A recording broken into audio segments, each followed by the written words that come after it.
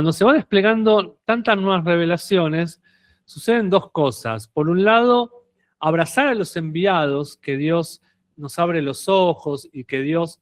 Hay un versículo tremendo en Mateo 10:40, que también es parte, quizás aparezca también en la enseñanza en algún momento. Dice que Jesús decía que cuando lo recibíamos a Él, en realidad más que recibirlo a Él, recibíamos al Padre. Y que cuando recibimos a aquel que Jesús envía, estamos recibiendo al Padre y al Hijo. Y esto también es el espíritu del uno.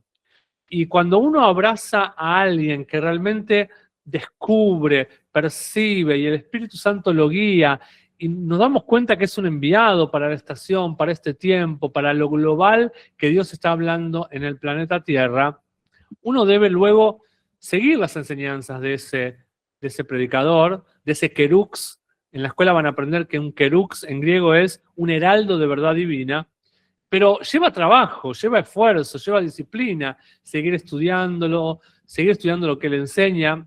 ¿Se acuerdan que decíamos en San Martín de los Andes, creo que ya también lo establecíamos, esto de la actitud y carácter de los de Berea, que eran más nobles que los de Tesalónica, porque todo el tiempo escudriñaban lo que el apóstol Pablo decía.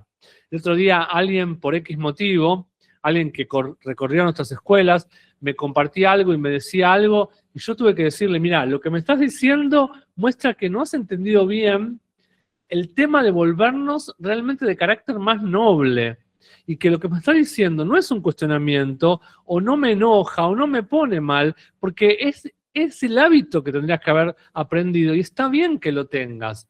Entonces, bajaba un poco el malestar que esa persona tenía por lo incómodo que a veces es decir, esta doctrina, o esto, o no entiendo aquello, y realmente tenemos que tomar esa actitud. Entonces yo le decía esto, aunque no está en el versículo, de alguna manera tiene lógica pensarlo. Y yo le decía, si hemos aprendido en la escuela de las escuelas, y hemos hecho tanto énfasis, esto que el doctor Ben nos enseñó tantas veces, que los de Berea eran más nobles que los de Tesalónica, por escudriñar lo que Pablo predicaba. Esto implica que Pablo terminaba de predicar, ellos se iban a sus casas y escudriñaban lo que él les había enseñado, para ver si era la verdad. ¿Qué quiere decir? Que si descubrían algo que no entendían o que les parecía que Pablo había dicho de su propia opinión y que no era la verdad, yo creo que los de Berea, por ser de ese carácter noble, se iban y sentaban con Pablo y le ponían y le decían que lo que hablaste no me coincide con esto, con aquello. Y eso no es juzgar al hombre de Dios o criticarlo o deshonrarlo. No, esto es sentarse con un espíritu correcto, con honra, con respeto al que me está enseñando la palabra y decirle, mira, o no lo entiendo, o me parece que esto no es correcto, o me parece que está fuera de alguna otra doctrina que me han enseñado cuando era chico, y es genuino, es auténtico, siempre que lo hagamos con la motivación correcta, con el espíritu correcto. Bueno, mi padre espiritual, que es más confrontativo que yo, cuando empezó a enseñarnos esta estación, bueno, yo he viajado a Sudáfrica varias veces, no me olvido más que él le decía a su propia congregación, si alguno descubre que yo le enseño algo incorrecto, levántese y dígame profeta falso. Pero ojo, tenga después aval para mostrarme que lo que yo digo es falso con escritura, con versículo, con Biblia, y eso es lo que vamos a hacer en la escuela de las escuelas. Bueno, tanto como que me digan maestro falso y profeta falso podría ser evitable. No soy tan confrontativo como el apóstol Ben, pero sí, la escuela de las escuelas permite, bueno, Nora da fe de esto, que en muchas instancias tenemos como un ida y vuelta, como una mesa virtual, en el cual, no ahora en verano, pero sí cuando empezamos la cursada en marzo, no muchas, pero algunas circunstancias, con Samantha dice, aprovechen esto, porque no es siempre, cada tanto tenemos la apertura de micrófonos y que los alumnos puedan comentar algunas cosas que por ahí no les parecen del todo que las entiendan, etc. Pero más allá de que esa instancia no siempre se da tan seguido, porque no podemos tantos lunes dedicar a eso, siempre tienen la posibilidad de escribirnos a través del Classroom que vamos a abrir, o a través de la plataforma que luego les voy a contar que vamos a abrir, o al WhatsApp. Lo mejor es siempre que le escriban a mi secretaria, a él o a Samantha, y ellas me reportan todo aquello que no puedan solucionar o darles una respuesta. Porque esto es una mesa, y nadie acá se cree dueño de la verdad, sino que estamos todos en búsqueda de cada día ser más precisos en Dios. Hay un versículo que creo que es un salmo que dice que somos bienaventurados aquellos que nos volvemos guardadores de la verdad. Vieron que en el Antiguo Testamento era muy común ver los atalayas en las ciudades. Yo digo, qué tremendo que haya atalayas en esta estación, en este tiempo, que sean guardadores, cuidadores de la verdad.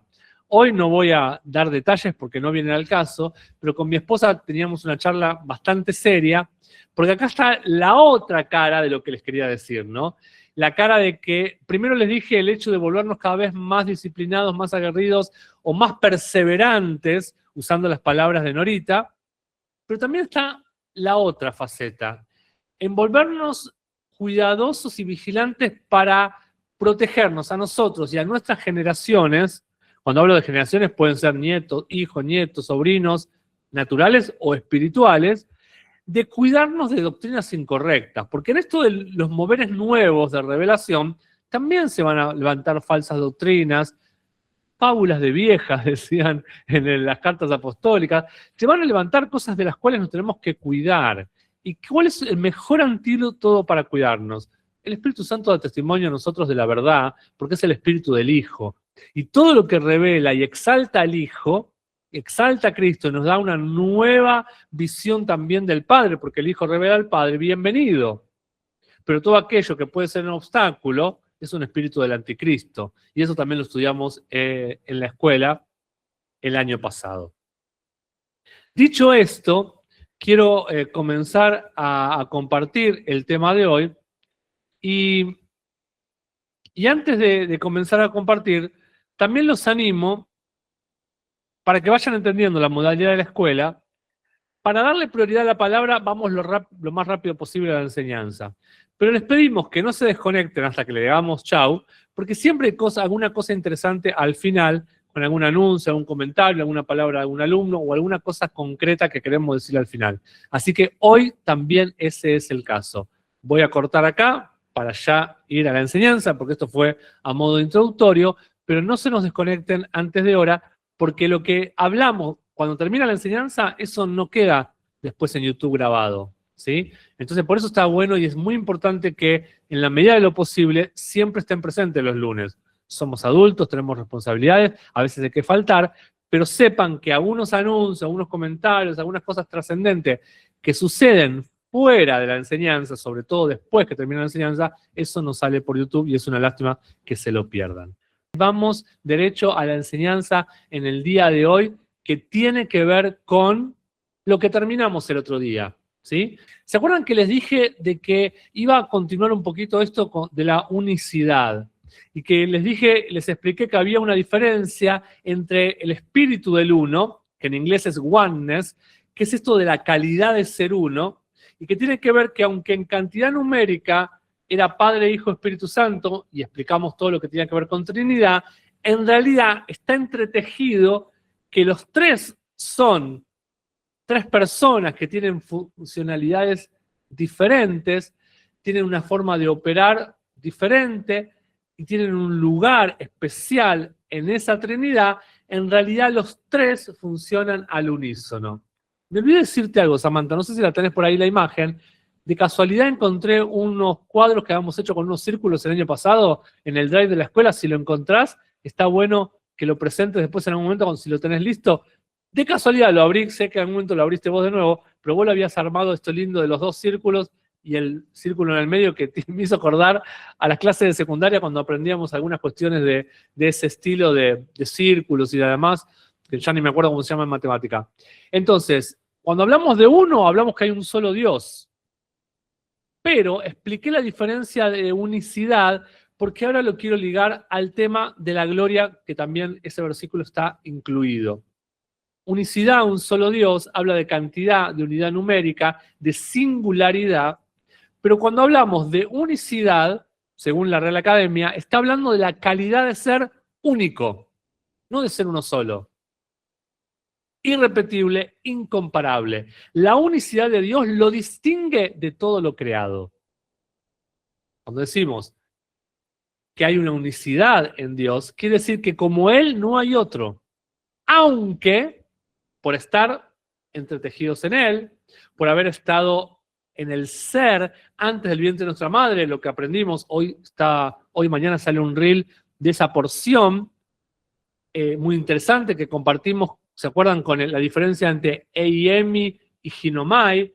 Que no era el convertirnos el uno, sino que tenía que ver con el ser, y que no empezamos a existir cuando nos concibió nuestra madre en nuestro vientre, sino que en Él, en Cristo, en los pensamientos de Dios, en la genética, en el ADN de Dios, ya existíamos. Es el ser, y que tenía que ver con el versículo de Hechos, creo que es capítulo 17, que habla que en Él existimos, en Él está nuestra esencia, en Él está nuestro ser. El versículo habla de en Él existimos, o en Él vivimos, en Él nos movemos, a Él vamos. O sea, todo se trata de vivir en esa esencia, de vivir en esas aguas, por así decirlo, de estar sumergidos en eso que se llama en Cristo. Entonces, lo de la unicidad lo quería conectar un poco a lo de la gloria, y les voy a mostrar por qué una cosa va conectada a la otra. Entonces, en el uno implica esa fusión más profunda, casi mística, lo dicen de alguna manera, lo podríamos decirlo, donde las diferencias se diluyen en una identidad compartida, donde no hay diferencia, el Padre, el Hijo y el Espíritu Santo es uno, ¿sí? Y nosotros somos uno en Él. Tal como Él es, así somos nosotros en este mundo. Hay esta fusión, esta profunda fusión y esta profunda unidad al punto de ser uno con Él. Todo eso tiene que ver con lo que venimos desarrollando, tratando y ministrando del uno. Ser uno en su identidad, en su semejanza, en su imagen. En quién es Él, así somos también nosotros como cuerpo de esa cabeza. Y me encanta esta palabra de fusión, porque cuando algo se funde, deja de tener esta separación. Ya no hay más separación, está fundido, no hay forma de volver a separarlo. Por eso dice el apóstol Pablo, aquel que se une al Señor, un espíritu es con él. Y en ese mismo versículo nos advierte a aquellos que quieren unirse en su vida sexual a cualquier persona, ¿sí? Por eso los cuida, los hace que se cuidan a los corintios de la fornicación y demás, y les explica, porque son templo del Espíritu Santo, tu cuerpo es templo del Espíritu Santo. Entonces ahora, si estás unido al Señor, uno solo eres con Él. Por eso es tan importante entender y tomar clases a aquellos que están de novio o en pareja, o que están en proyecto de matrimonio y demás, la súper importancia que tiene la vida sexual pura dentro del matrimonio, porque nos une como uno con nuestra esposa, esposo con esposa, o sea, los dos cónyuges, compartiendo no solo su sentimiento, no solo su alma, no solo su cuerpo, sino también espíritu con espíritu. Gracias, Samantha. Acá nos mostró de manera gráfica cómo ABC, A está conectado con C, como A está conectado con B, y C está conectado con A, entonces B está conectado con C. Los tres están conectados entre sí, ¿sí? Si buscáramos una forma más artística, van a ver, y si pusiéramos esto en cuestión de colores, ¿sí? Y mezcla de colores, podríamos hacer otro gráfico que mezclara este verde con este amarillo y este amarillo con este rojo, y se transformaría en un tercer color, perdón, en un cuarto color, que no es el color de A, ni de C, ni de B, sino es un color único. Eso también podríamos graficar la manera de ver el ser uno en él. Hay un A, hay un A, hay un C, hay un C, hay un B, también lo hay. Pero los tres están interconectados. Y ese es el espíritu que estamos queriendo establecer y el entretejido que nos enseñó el uno. Gracias por la imagen, Samantha. En cambio, cuando hablamos de unidad, reconocemos diversidad, pero la unidad necesita armonía, no borra las diferencias, sino que las integra. La unidad tiene relación con el ser uno, pero el ser uno es como una dimensión superior. Luego vamos a hablar también de unidad cuando hablemos de doctrina, que es una de las cosas que tenemos que desarrollar, el uno que comparte misma doctrina. Volviendo a lo que les quería mostrar con respecto a el uno versus unicidad y unicidad conectado a gloria, vamos a entender que Cuando hablamos de unicidad, hablamos de esta particularidad que lo caracteriza a Dios porque es Dios y no es, y como Él no hay otro. ¿Sí? Entonces, hay una asociación que está intrínseca en el Ejad. Recuerdan que el Ejad era esto de el uno, visto desde el plano del Nuevo Testamento. Vamos a ir a 1 Juan 5, versículo 7, que dice, porque tres son los que dan testimonio en el cielo, Padre, Verbo, que sería el Hijo, y el Espíritu Santo. Y estos tres son uno. Luego Juan 17, 22 dice, la gloria que tú me diste, Padre, yo las he dado para que ellos también sean uno como nosotros somos uno. Entonces, quiero que veamos, me faltó algo antes de ver esto de la unicidad con la gloria, que tiene que ver con la asociación, que no la quiero pasar por alto. Disculpen que me quedó en el camino. En la asociación vemos que es muy importante la visión que compartíamos recién del uno en el Nuevo Testamento. Y luego, una de las formas de ilustrar el uno en el Nuevo Testamento es a través de lo que decíamos recién, la relación matrimonial. Esposo y esposa siendo uno. Bueno, en realidad no solo en el Nuevo, sino que Dios lo dispuso desde el Génesis, desde que formó a Adán y Eva. Por ejemplo, por primera vez lo establece en Génesis 2:24, diciendo, por tanto dejará el hombre a su padre y a su madre y se unirá a su mujer y serán una sola carne. Los dos serán uno. Los dos serán Ejad. ¿Qué era Ejad? Uno. Cada uno, pero uno. Uno por todo, o uno de una sola vez. Uno, aunque hay otro, son uno. Todo eso tiene que ver con Ejad.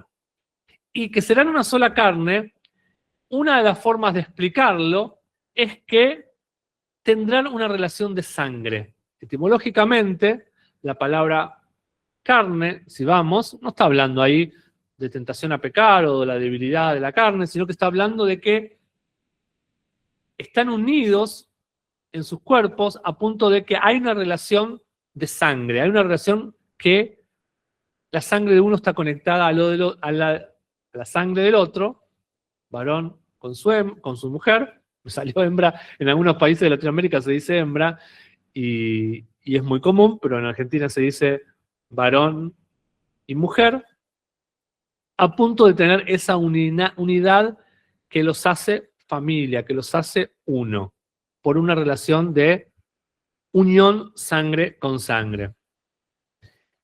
Y también en esta etimología está intrínseco esto de producir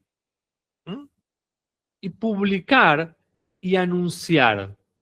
¿Sí? O sea que están siendo uno para anunciar algo, para proclamar algo, para producir algo.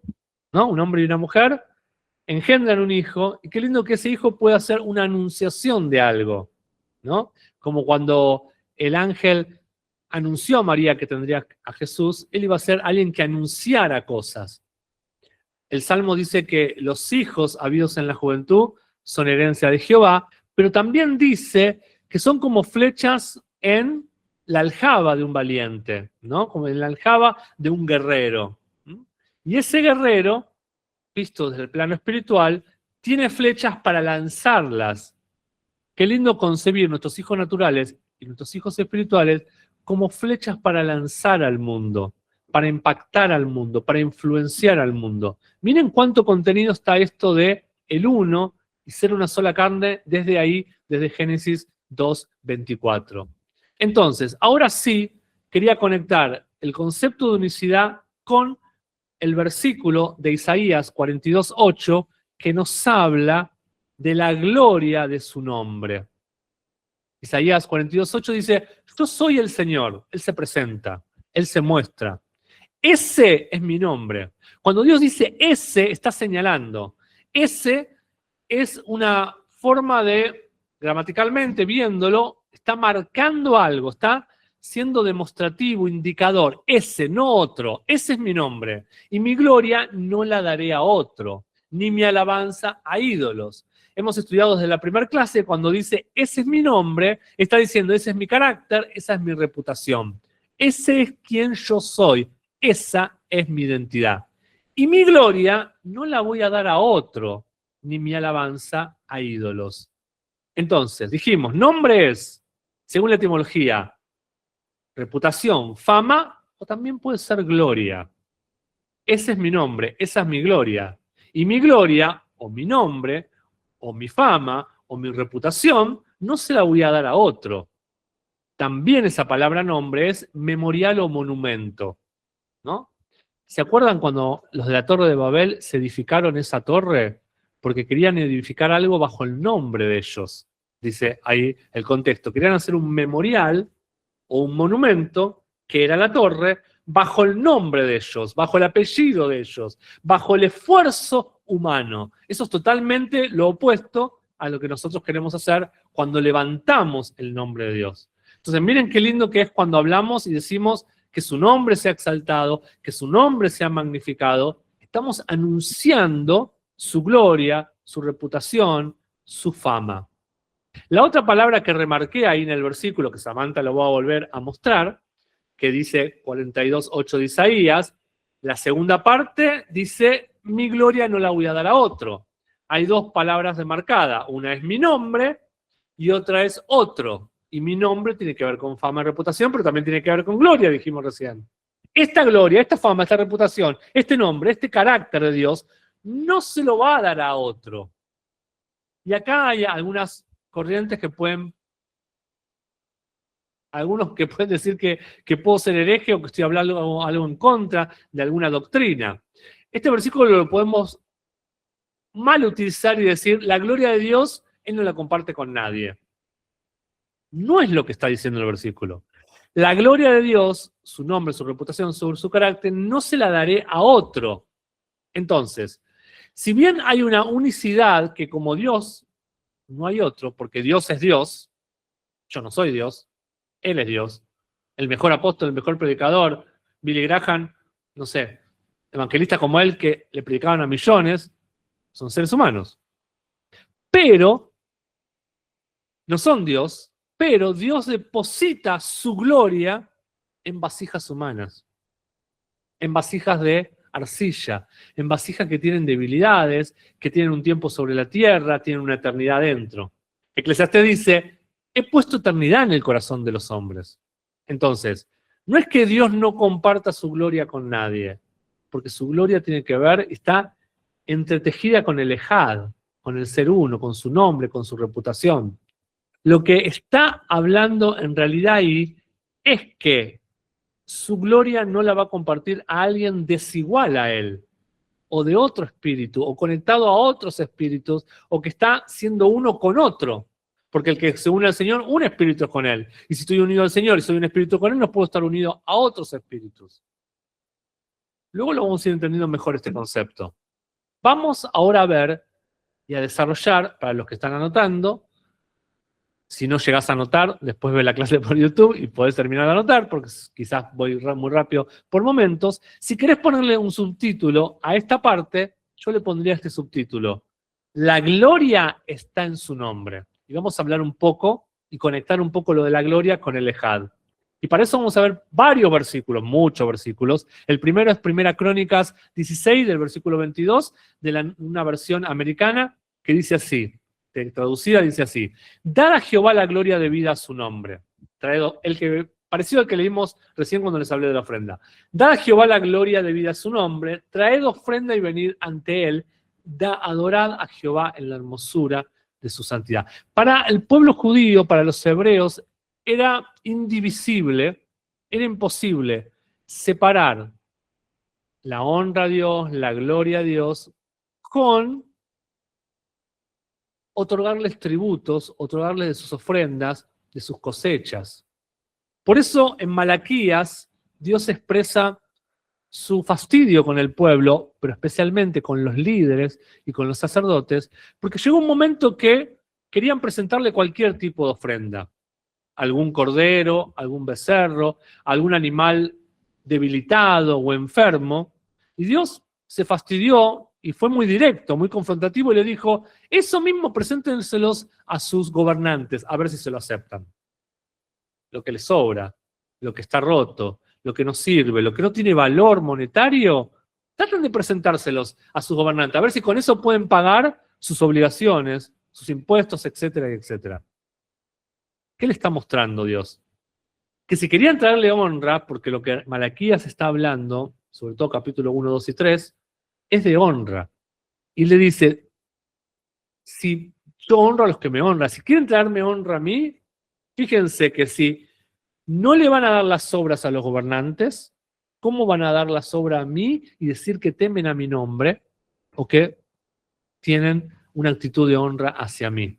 Entonces, la gloria, la honra, la alabanza, la adoración, para la mentalidad del pueblo de Dios, siempre estuvo, está y estará conectada a dar de sus sustancias, ¿no? Por eso dice Proverbios 10, que honremos a Jehová con las primicias de nuestros bienes. Entonces, siempre tiene que haber una manera de conectar nuestras finanzas, lo que nosotros producimos, con los hombres que Dios establece en nuestras vidas, padres espirituales, maestros, porque dice que de toda buena dádiva la compartamos con los maestros, dice el apóstol Pablo en Gálatas, porque hay una conexión y hay vida en eso que producimos. Yo uso de mi vida, de mi tiempo para trabajar y luego cuando lo presento a Dios, no le estoy dando cualquier cosa, le estoy dando de mi propia sangre, porque usé mi vida, mi esfuerzo, mi tiempo, dejé de dormir, dejé de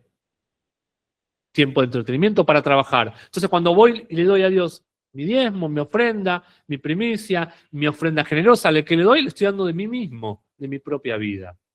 Luego el Salmo 29.2 dice, dad a Jehová la gloria de vida a su nombre, adorad en la hermosura de la santidad, en los ornamentos de la santidad. ¿Vieron cómo tantos versículos habla que su nombre merece una gloria? ¿Mm? Dice, dad a Jehová la gloria de vida, quiere decir que le merece su nombre. ¿Y qué era su nombre? Su reputación, su fama, la identidad de Dios.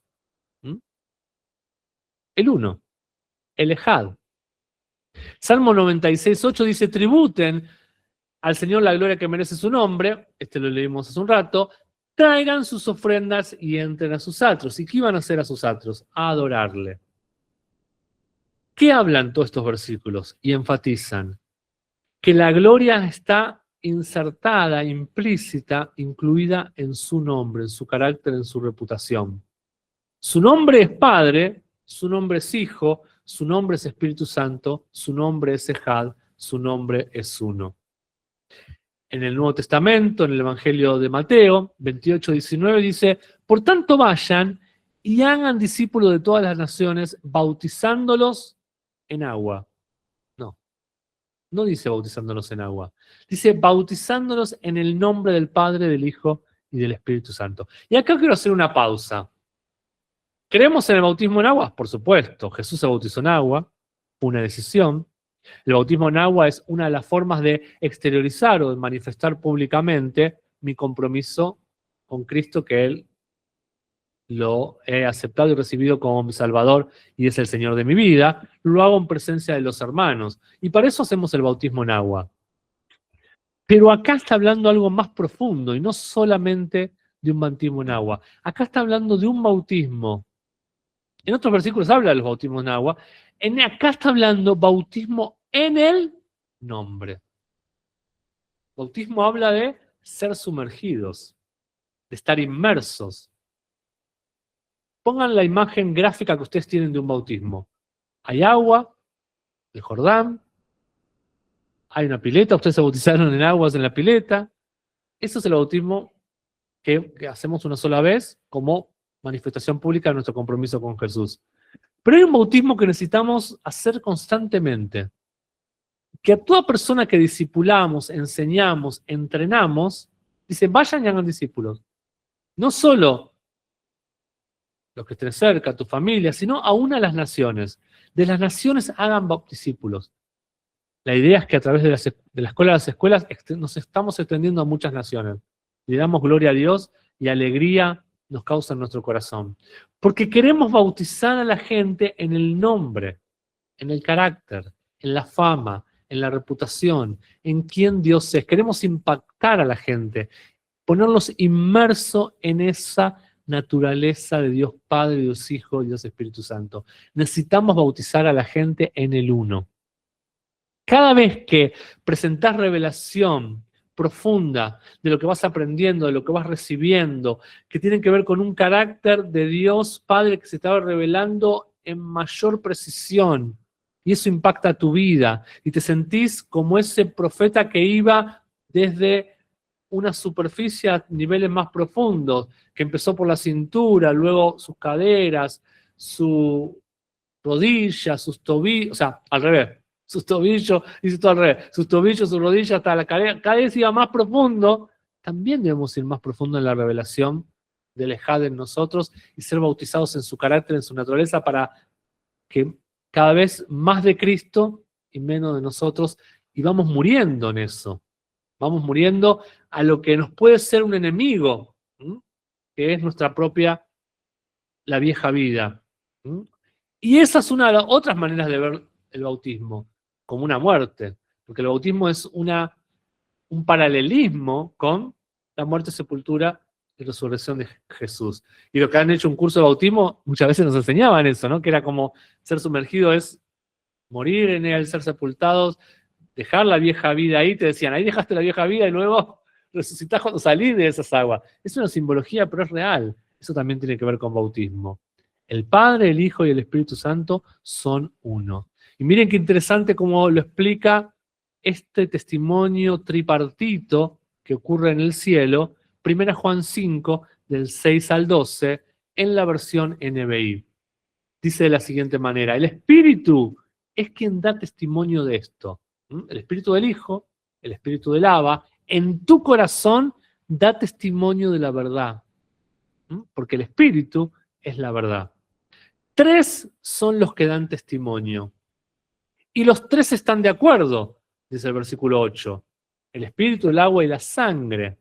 Aceptamos el testimonio hermano, pero el testimonio de Dios vale mucho más, o sea, tiene mucho más peso, porque es el testimonio que él mismo ha dado acerca de su Hijo. Y el que cree en el Hijo de Dios acepta este testimonio. El que no cree a Dios, o sea, lo opuesto al que cree, lo hace pasar por mentiroso, por no haber creído en el testimonio que Dios ha dado acerca de su Hijo. Y el testimonio es este, 2 puntos. Que Dios nos ha dado vida eterna y esa vida eterna está en su Hijo. Por eso hablábamos en las otras clases que aquellos que quieren conocer la vida eterna tienen que conocerlo a Cristo y al Padre. El que tiene al Hijo tiene la vida, el que no tiene al Hijo no tiene la vida. Vuelvo a enfatizar, hay un testimonio en el cielo. 3 están de acuerdo, Padre, Hijo, Espíritu Santo. Ese mismo testimonio tiene que estar en nosotros. Nuestra alma, nuestro cuerpo y nuestro espíritu tienen que funcionar en el Ejad. Por eso es muy importante cuidar, vigilar de tu espíritu, vigilar de tu alma y vigilar de tu cuerpito, amado hermana y hermano. Quizás en la escuela de las escuelas no tenemos tantas instrucciones como de vigilar tu cuerpo, pero sí más instrucciones para vigilar tu alma y tu espíritu. Pero los 3 son de tremenda y profunda relevancia, porque los 3 tienen que dar testimonio en la tierra como los 3 dan testimonio en el cielo. Y estas son revelaciones fuertes que vengo escuchando hace tiempo, hace poco tiempo en realidad, de mi padre espiritual y de otros hombres de Dios. Gracias a Dios que las estamos escuchando, porque cuando yo era chico no se te hablaba del cuidado del cuerpo. Cuando yo era chico, que no hace mucho, tampoco se te hablaba del cuidado del alma. Hace unos añitos se nos empezó a hablar un poco más del cuidado del alma, de las emociones, de cuidarnos de las depresiones, del estrés. Hemos visto hombres muy ungidos, hombres de Dios en la cima y llenos de unción, pero estresados o con problemas psicológicos. Y no son ni mejores ni peores que otros. Son hombres que cuidaron de sus espíritus, que nos trajeron revelaciones hermosas, que Dios lo usó de manera tremenda, pero en algún punto no cuidaron tanto de su alma. Tuvieron que terminar en un psicólogo y un psiquiatra. Y repito, no nos hace mejores ni peores ni nos hace pecadores. Necesitamos un cuidado del Ejad y un testimonio tripartito en la tierra como lo es en el cielo. Algunos dicen, había una frase que hoy no estoy tan de acuerdo. En un tiempo enseñábamos y decíamos, somos un espíritu que tiene un alma y que vive en un cuerpo. Y dicho de esa manera, parecería que lo más importante es el espíritu, lo segundo que viene ahí en la cola es el alma y por último es el cuerpo. Y gracias a esas concepciones medias incompletas o confusas, perdimos a muchos hombres de Dios. Les voy a explicar por qué. No voy a citar nombres, pero yo en mi familia tuve un hombre que no viene al caso contar, pero yo digo, si esa persona hubiera estado vivo hace poco tiempo, bueno, hoy tuviera un poco más de 100, pero supónganse que hubiera estado vivo hasta 5 o 10 años atrás, sería él un gran apóstol en Argentina y en Latinoamérica y alguien que haría descender los cielos sobre la tierra solamente cuando hablara su boca. Esa persona, mi esposa no tuvo el agrado de conocerlo, pero es parte de mi familia, y yo le digo, vos, cuando él hablaba era como un ángel. Yo tenía 15, 16 años, y hace bastante que lo perdimos en la tierra. Pero en su cuerpo hubo dos cuidados que no hubo. Él no tenía un médico o alguien tan afilado que lo ayudara en su cuerpo, era obeso, no cuidó de su cuerpo, y tampoco cuidó demasiado de su alma, porque estaba en un contexto que los religiosos del momento, entre que él no se cuidaba mucho su cuerpo, porque hoy hay mucha enseñanza sobre comer bien, hacer ejercicios, pero hace 30 años, 35, que él murió, no era lo mismo. Sumado a que estaba en un contexto religioso, críticas, juzgarlo, esto, aquello, tener problemas con este pastor, tener problemas, porque era un pastor de pastores. Yo digo, si ese hombre hubiera cuidado tanto su alma y su cuerpo como cuidó de su espíritu, tendríamos un regalo tremendo para el cuerpo de Cristo hoy. Y es doloroso. Entonces, con ese ejemplo y con otros que puedo citar, ahora se me viene otro de Estados Unidos, que mi padre tomó mucha revelación de él y pasó lo mismo. Mi padre me dijo, mira, Cristian se murió joven porque era obeso. Y no estoy hablando de la obesidad como una crítica, porque también es una enfermedad que tiene que ser tratada como otras cuestiones que cualquiera puede tener. Como hablaba antes, la depresión o el estrés. En medio de la pandemia o post-pandemia hubo pastores con intento y hasta suicidio, por estar solos, por estar tristes, por ser traicionados. Y alguien que llega a ese punto de un suicidio tiene una enfermedad mental que necesita ser tratado psiquiátricamente y quizás hasta los últimos momentos Dios lo está usando porque los dones son irrevocables. Pero necesitamos cuidar del Ejad también acá en la tierra. Y somos esa... Miren cuán reflejos somos de Dios, que como Él es uno, pero son tres, Él también nos hizo a nosotros uno, pero somos tres. Pero no podemos dividirnos. A veces vemos más en operatividad una parte que la otra. Nos ponemos a orar, profetizamos, si somos usados por el don de profecía, y parece que ahí nos olvidamos de si tenemos un lindo peinado, si tenemos canas, y la gente fluye un espíritu de profecía, y ahí el espíritu es fuerte. Pero para que ese espíritu sea soltado, necesita un cuerpito, porque si este cuerpito está tirado en una cama, está enfermo, no tiene voz porque forzó su voz, etcétera, etcétera,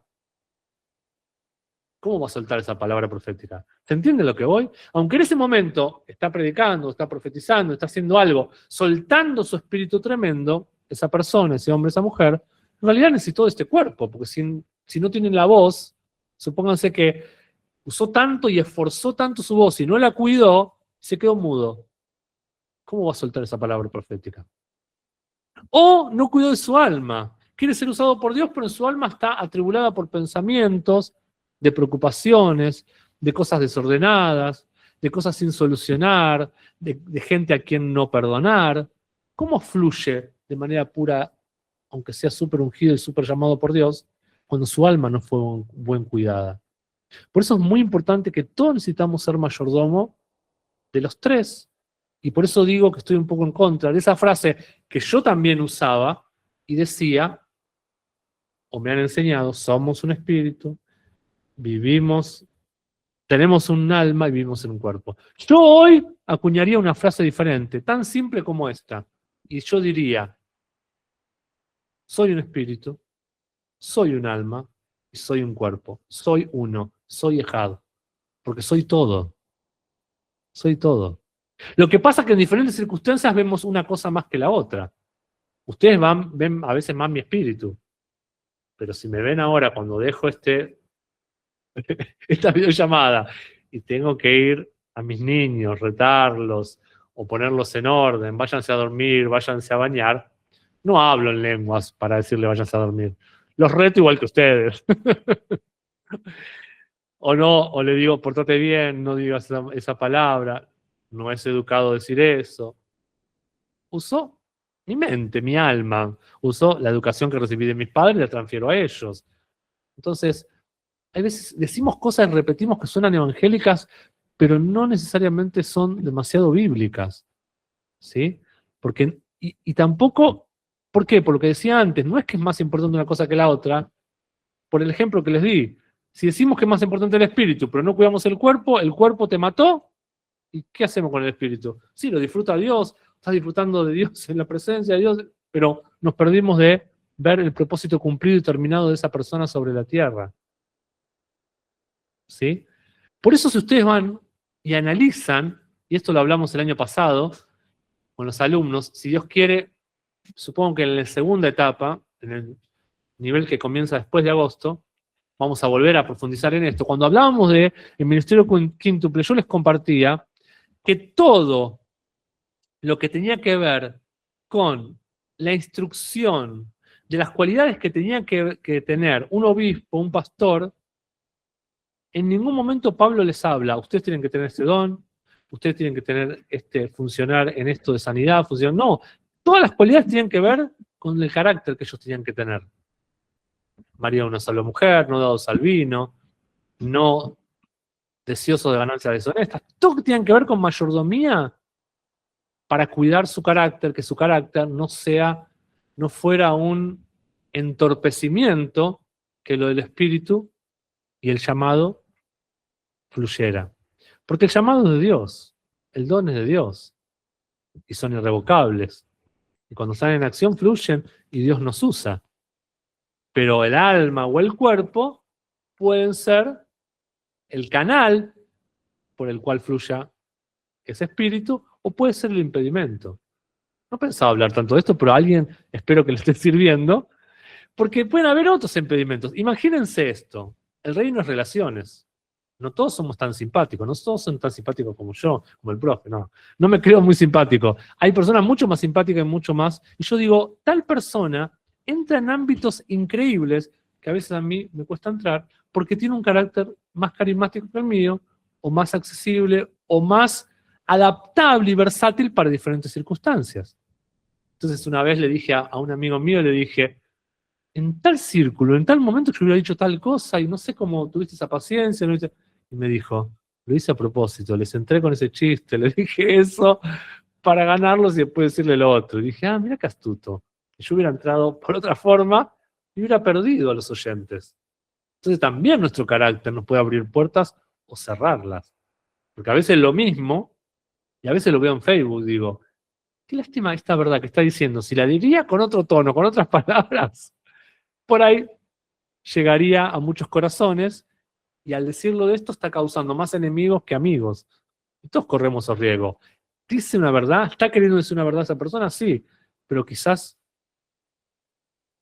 usando un vehículo de su alma, de su forma de hablar, de sus pensamientos, que la están obstaculizando la entrada a que esa palabra llegue donde tiene que llegar. Volvemos al apunte porque me fui de tema y me doy cuenta que voy a tener que terminar esto la clase que viene, pero vamos al tema de la gloria y seguimos con las diapositivas. La gloria de Dios está en el uno de Dios. La gloria también está en su presencia. Miren qué hermoso lo que dice Primera Crónicas 16:27. Me encantó porque nunca lo había visto de este modo. Gloria y honra hay en su presencia, poder y alegría en su lugar. ¿Mm? La gloria está intrínseca en el Ejad, en su presencia está su gloria. Y Dios es omnipresente y todos lo sabemos, Él está en todos lados. Entonces el uno está siempre presente. Por eso dice Jeremías 23:24 algo hermoso. dice el profeta. ¿Se ocultará alguno, dice Jehová, en escondrijos, o sea, en escondederos? ¿Se podrá ocultar a alguien? Adán no se pudo ocultar y Dios lo buscó, luego de haberle fallado a su padre. ¿Se podrá esconder en lugares donde yo no lo vea? Y Dios pregunta, ¿no lleno yo, dice Jehová, el cielo y la tierra? ¿Qué está queriendo decir? Si yo lo lleno todo, ¿te podrás esconder de él que lo llena todo? Es locura, es incoherencia, es imposible. Isaías 66:1 dice algo parecido o interconectado, que también me produce algo tremendo y una gran revelación. Ha dicho Jehová, el cielo es mi trono y la tierra el estrado de mis pies. Y se hace también una pregunta, el profeta. Si el cielo es mi trono y la tierra el estrado de mis pies, ¿dónde está la casa que me habréis de edificar? ¿Dónde el lugar de mi reposo? Cuando dice que el cielo es el trono, trono es el aposento desde donde alguien gobierna. Es decir, Dios gobierna desde la dimensión de los cielos. Y acá lo interconecto con el versículo de Efesios 2:6 del apóstol Pablo, que dice que fuimos sentados con Cristo en lugares celestiales. Efesios 2:6. Está aludiendo que tenemos un compartir o un participar del gobierno con el Hijo, o estamos sentados en Él en lugares celestiales. Un trono tiene que ver con estar sentados en un lugar de honor, de realeza digna, de autoridad o de poder. Todo eso está incluido en la palabra trono. Y la otra palabra clave es estrado. Dice Isaías 66:1. El cielo es mi trono. La dimensión de los cielos es mi trono. Desde los cielos gobierno. Y los que están sentados con Cristo gobiernan con Él, añadió el apóstol Pablo. Pero la tierra es el estrado de mis pies.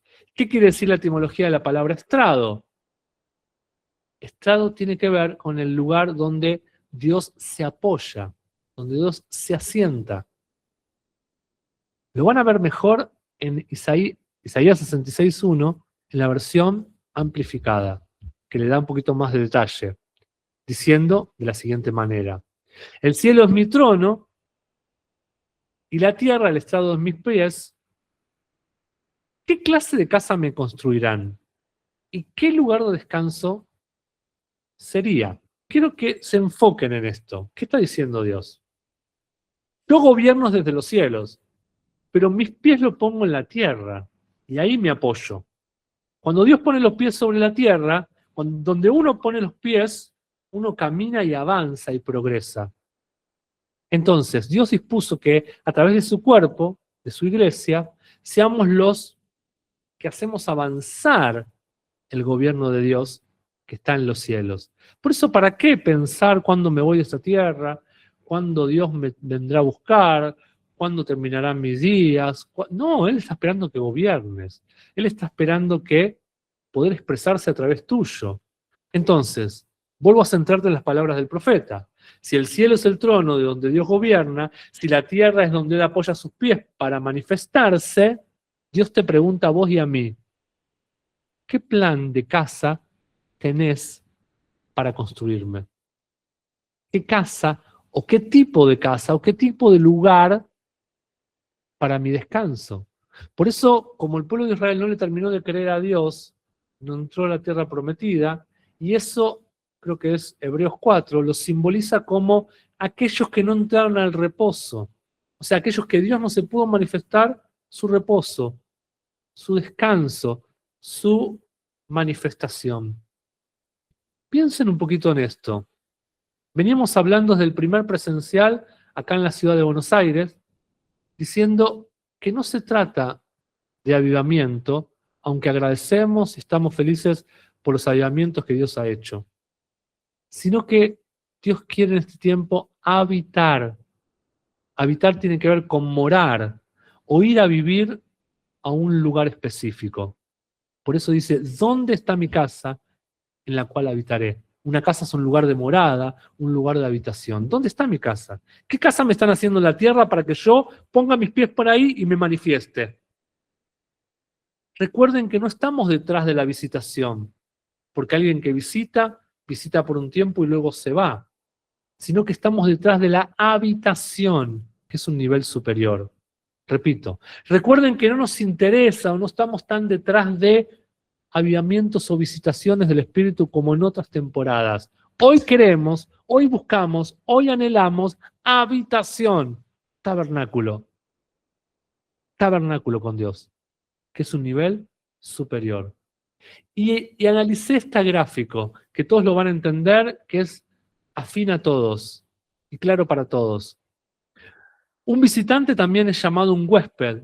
Un huésped nunca es parte de la casa, solo es parte o participante por un periodo limitado de tiempo y con derechos acotados. Hoy recordamos con mi esposa una visita a otro país que tuvimos el año pasado, una casa preciosa en medio de un bosque. Nos acordamos de todos los detalles de excelencia que tenía esa casa. Si me hubieran preguntado si me quedaba a vivir, no lo dudaba. Pero tengo 3 pequeños acá, una familia, un ministerio y demás, porque era una casa en el bosque, toda vidriada, con todos los detalles de confort. Pero en esa casa estuve 6 días, 7. Tipo en el 5º, 6º día, como teníamos que ir a otras misiones y a otros propósitos, mi señora me dijo, averiguá si vamos a hospedarnos en otro lugar o qué planes tienen, porque ya es demasiado el tiempo que estamos en esta casa. Y dije, tenés razón. Averigüé y bueno, al otro día estábamos en otro estado de ese país. ¿A qué voy con este ejemplo? Que la visitación tiene un tiempo. La habitación y ser parte de una casa o de una familia no tiene tiempo. Por eso el esclavo nunca es parte de una casa, habíamos aprendido en nuestra clase. El huésped y el visitante tienen un periodo limitado y tiene derechos acotados. Esta hermosa hermana que me hospedó en esa casa me dijo, Cristian, abrí la heladera y agarrá lo que quieras como si fueras de acá. Pero eso estuvo acotado para ese momento. Yo ahora no puedo ir a abrir la puerta sin avisar, sin decirle a nadie, y agarrar cualquier cosa, sacarle, moverle, aquello, lo otro. No. Era en ese momento, por ese propósito y por esa bienvenida que me dieron en ese espacio de tiempo. Al huésped de un hotel también, para ver otro ejemplo, ni bien llega al huésped y se hace lo que se llama el check-in, también muchas veces se le da instrucciones o una serie de reglas, que muchas veces son afín a todos los hoteles o los lugares de hospedaje. A veces cuando hay una casa, hay un cartelito o una fotocopia que nos dicen esto se puede y esto no se puede. Que en algunas casas cambia de otro, según la localidad, no sé, dónde sacar la basura, o dónde poner esto o aquello. ¿Para qué se hace eso? Para que se respete ese lugar. Por ejemplo, nos sucedió que en un lugar no presté atención a las instrucciones de esa casa donde estaba contratada, que se pagaba por esa casa, ese lugar de hospedaje, y al otro día vi que tenían el servicio de camareras que te lavaban las habitaciones y también te cambiaban las toallas. Yo dije a mi esposa, no nos cambiaron la toalla. Y ahí ella se dio cuenta, claro, dice, mira, acá hay una instrucción, que sucede en muchos hoteles hoy, que por tema ecológico no te cambian y te lavan las sábanas y las toallas porque sí. Solamente la toalla que usaste.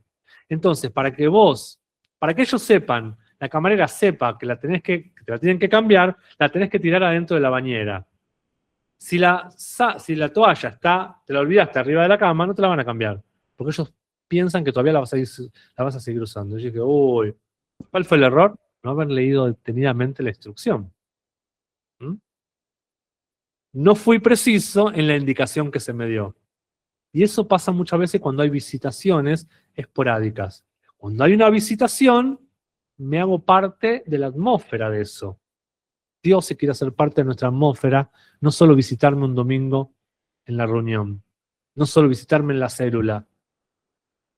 En otro lugar, que era un lugar en la montaña, que ahora estoy en San Martín de los Andes, era allá arriba, para los que son de San Martín de los Andes, fuimos aquí la quina, ¿no? Sí, aquí la quina, y 11:30 de la noche te cortaban la luz. ¿Por qué? Porque había una instrucción que en ciertos lugares de uso común se cortaba la luz para que vieras las estrellas y disfrutaras del paisaje. Si no lo sé, te quedas comiendo con el asado y de hecho nos pasó en un momento que se nos atrasó la comida porque nos habíamos quedado mucho en la playa y teníamos con el celular andar comiendo. Esa complicación por no conocer lo que sucede en ese lugar. Todas estas cuestiones no pueden ser evitadas por los huéspedes. El huésped no puede cambiar las instrucciones. Solo nos quedan 3 opciones. La opción número 1, acatarlas y tener una estadía sin problemas. La opción número 2, desobedecerlas y abstenernos a las consecuencias. Incluso que te pueden decir, hasta la vista baby, no vuelva a la próxima. Y la tercera es decir, no estoy de acuerdo con estas instrucciones, no contrato este lugar y me voy. Pero tengo que decidir qué hago y no depende de mí, no puedo cambiar esas instrucciones. A lo que voy con todo esto es que siempre que estemos en una propiedad que no nos pertenece y que es de otro, estamos en una esfera sobre la cual no podemos ejercer influencia ni gobierno. Por lo tanto, no podemos decidir según nuestro criterio o conveniencia. A un huésped se le puede hacer sentir como un rey por un nivel de lujos que se le da y le permiten vivir bajo esos lujos, pero nunca gobernará como un soberano, porque los lujos dependen de quién te los da, quién te los otorga, no en vos producirlos, mantenerlos. ¿Se entiende la diferencia? Entonces, es tremendo, trayéndolo al plano de la iglesia, que como iglesia, luego de 2000 años de predicación de la palabra, nos tengamos que hacer esta pregunta. Pregunta número 1. ¿Hemos dejado realmente que Dios habite en nosotros y entre nosotros? ¿Con pleno ejercicio de su voluntad y de su soberanía sobre nosotros? ¿O lo hemos dejado a Dios que sea como un huésped, como un visitante, que goza de ciertos privilegios en nuestra vida, de cierto lugar en nuestra vida, pero no del gobierno completo y tremendo que Él puede decidir hacer lo que quiera con nosotros? A veces lo hemos tomado a Dios como un huésped, como un visitante, como alguien que tiene cierta influencia en nuestra vida y nos corrige en algunos momentos, pero no le hemos dicho, Dios, hace de mí lo que quieras en todo tiempo, en todo lugar, en todo momento. Eso es reino, no lo otro. No hacerlo sentir bien solamente cuando adoro, solamente cuando doy el diezmo, solamente en algunas instancias, pero en otro momento decido con mi vida lo que a mí se me antoja. La otra pregunta que podríamos decir también, ¿hemos dejado solo que nos visite, pero con limitaciones, con las limitaciones que una visitación implica? Por eso decíamos, los avivamientos tienen que ver más con visitaciones del Espíritu en nosotros y entre nosotros, mientras que la habitación o el tabernáculo de Dios en nosotros tiene que ver con darle a Él el total dominio y gobierno de nuestras vidas. No en la adoración ni en el culto o en el ministerio, sino en nuestras finanzas, en nuestro matrimonio, en la educación de nuestros hijos. Eso tiene que ver con darles la llave de la casa luego de haberla preparado como una casa digna. Y vuelvo también al ejemplo que nos pasó en esta ciudad. Tenían un sistema electrónico y la dueña de casa le decía a mi esposa, no importa si vienen tarde y yo no estoy, vos avisame por WhatsApp y yo te abro la puerta. Le avisaba y desde el WhatsApp, aunque estuviera en la casa de la madre, ella nos abría la puerta. Pero no nos dio la llave. Yo no puedo ir cuando se me antoje a esa casa, porque esa casa tiene un dueño, una dueña y una forma de operar. ¿Le estamos dando a Dios por WhatsApp y le decimos abrí ahora y cerrá ahora, como esta chica hacía con nosotros, en ese espacio? ¿O le estamos dando el total dominio y gobierno a el uno habitar en nuestro espíritu, en nuestra alma y en nuestro cuerpo? En nuestro espíritu, con la enseñanza de la palabra, transformando nuestra vida, que va escuchando nuestra alma y siendo ordenada nuestra alma, para que nuestra alma sea un conducto para que nuestro espíritu crezca. En nuestra alma, cuidando nuestros sentimientos, cuidando nuestras emociones, no cayendo en una ira que nos hace mal a nosotros y a nuestros seres queridos. Y en nuestro cuerpo, cuidando, haciendo ejercicio, comiendo comida saludable para vivir, no un espacio de tiempo corto sobre la tierra o mal, desgastado, sin fuerza, sin aire, sino ser un vehículo y un portador de la gloria de Dios. Entonces alguno por ahí dijo, si fuiste llamado y tenés ese don tan tremendo, cuidá el cuerpito que es el templo y el vehículo por el cual ese don va a ser llevado adelante. Por eso acá está lo que el profeta Isaías preguntaba. El Señor mismo está preguntando, ¿qué tipo de casa me construirán? ¿Dónde puedo habitar el uno de los cielos? ¿Dónde puede habitar ese uno sobre la tierra? ¿Qué tipo de lugar para que yo descanse? ¿Qué clase? ¿Qué tipo? ¿Qué categoría? Es como preguntar, ¿de cuántas estrellas será mi casa? Cuando vamos a un hotel preguntamos, no es el mismo confort del 1, del 2 y del 3 estrellas que del 4, ni te hablo del 5. He tenido el privilegio y la bendición de Dios de estar en hoteles hermosos. Te aseguro que los 3 son cómodos. El 4 mejor, pero como el 5 estrellas, no hay. Acá, en la China y donde sea. Y Dios está diciendo, ¿qué tipo de hotel? ¿Qué tipo de hospedaje? ¿Qué tipo de morada estás presentando y estás preparando de tu vida para que yo, el uno, Padre, Hijo y Espíritu Santo, moren en ti? Cristo está presente como cabeza, pero necesita un cuerpo. Dice Efesios 1:23, la cual es su cuerpo, hablando de la iglesia, la plenitud de aquel que todo lo llena del todo. Él es el todo, Él es Cristo, Él es la cabeza, pero necesita un lugar donde hacer su morada, su habitación, donde el uno reposar y manifestarse. Ese todo es el plero que estudiamos el año pasado, es la llenura, es lo completo, pero necesita un receptáculo, un recipiente, alguien donde depositarlo. Y ese plero también tiene que ver con llevar a efecto, llevar a realización, llevar a cumplimiento profecías, promesas, algo que ocurra, que sea ratificado. Todo lo que Dios ha prometido, todo lo que Dios ha soñado para su pueblo, para su habitación, para su casa, Él necesita un receptáculo, una casa acá en la tierra, una habitación, una morada, donde expanderlo, donde hacer causar que su voluntad sea plasmada sobre la tierra. Todo eso tiene que ver con la etimología del plero. Con esto termino. Padre, Hijo y Espíritu Santo están presentes de igual manera en todas partes. El uno o el principio de uno está en todas partes. Su gloria está en el uno. Entonces concluimos que el uno está también en todas partes. La gloria de Dios está en todas partes porque el uno está en todas partes. La gloria le pertenece al uno, le pertenece a Dios. Como dice 1 Corintios 29:11, tuya es la gloria, Jehová, la magnificencia, el poder, la gloria, la victoria y el honor, porque todas las cosas que están en los cielos y en la tierra son tuyas. Tuyo es el reino, Jehová, tú eres excelso sobre todo. Y reafirma 1 Corintios 5:14 diciendo que la gloria es de Jehová, y dice, y no podían los sacerdotes estar allí para ministrar en el templo por causa de la nube, porque la gloria de Jehová había llenado la casa de Dios. ¿Quién es este? Dice Salmo 24:10. ¿Quién es este rey de gloria? ¿De quién es la gloria? Del rey. La gloria le pertenece a él, la gloria le pertenece al uno, pero el uno está buscando una casa, una habitación donde reposar, donde manifestarlo, donde soltar el plero, la manifestación de sus promesas y sus profecías en un cuerpo, en una casa, en un lugar de hospedaje, en un lugar de morada. Él es el rey de gloria, dice y afirma ahí el Salmo 24. Con esto terminamos y te hago reflexionar. Las preguntas sirven para reflexionar. ¿Es una casa digna la que estamos edificando individualmente y como cuerpo? ¿Cuántas estrellas, o cuánto nivel, o cuánto lujo, o cuánto cuidado, o cuánto precisión estamos siendo como cuerpo de Cristo para que Él suelte su plero, su plenitud, su completud? Porque, ¿sabes? El Hijo del Hombre no tiene dónde apoyar su cabeza. ¿Por qué? Porque todavía no hay una casa, una habitación que concuerde con la cabeza de Cristo. Él no va a unirse en yugo desigual, porque él lo enseñó en Corintios. El apóstol Pablo enseñó en Corintios que los bueyes no pueden estar juntos si hay un yugo desigual. Él no puede estar unido y manifestar su gloria, su plero, su completud, el uno, en una iglesia que piensa distinto, que actúa distinto, que es discordante y que lo hace representar mal a él y que no muestra su semejanza.